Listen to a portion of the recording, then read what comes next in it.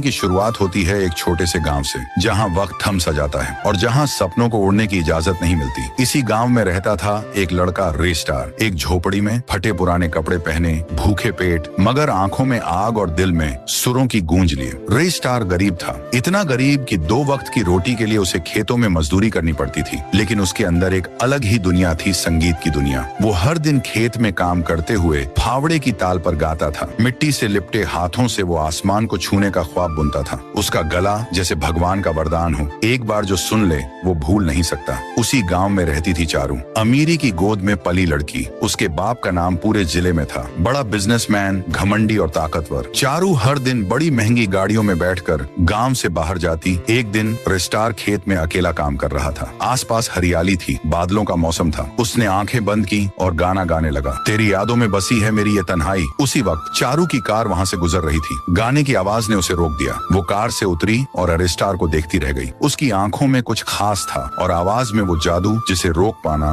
नामुमकिन था। चारू मुस्कुराई और पास आकर बोली, तुम्हारी आवाज बहुत खूबसूरत है, नाम क्या है तुम्हारा? रास्टार सक पकाया, मेरा नाम राय स्टार है। चारू ने हल्की मुस्कान दी और बोली, keep singing, you have something rare, और वहां से चली गई। राय स्टार के लिए वो पल जैसे जीवन का पहला रंग था। उस दिन के बाद वो सिर्फ खेत में काम नहीं करता था, वो हर दिन चारू की यादों में गाता था। धीरे धीरे चारू उससे मिलने आने लगी।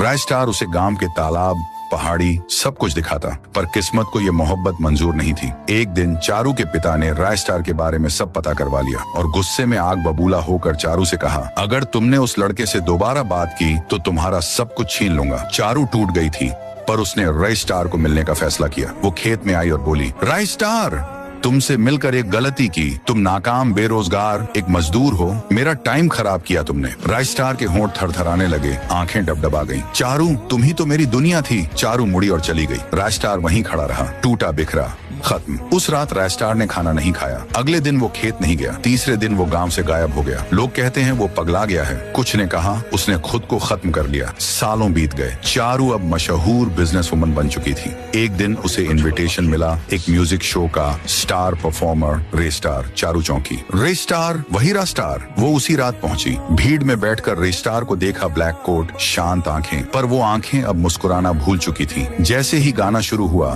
तूने जो छोड़ा वो दर्द बना, तेरी यादों में ये दिल जला, अब न तुझसे न किसी से मैं मोहब्बत नहीं करूंगा दोबारा। चारू की आंखों से आंसू बहने लगे। शो खत्म हुआ। वो दौड़कर स्टेज के पीछे पहुंची। आरे स्टार! राय स्टार मुड़ा, उसे देखा और सिर्फ एक लफ्ज बोला, अब मैं सिर्फ सुरों से प्यार करता हूँ, इंसानों से नहीं। वो मुड़ा और चला गया। पीछे चारू की टूटी हुई रूह खड़ी थी। क्या आप चाहेंगे पार्ट 2? कहानी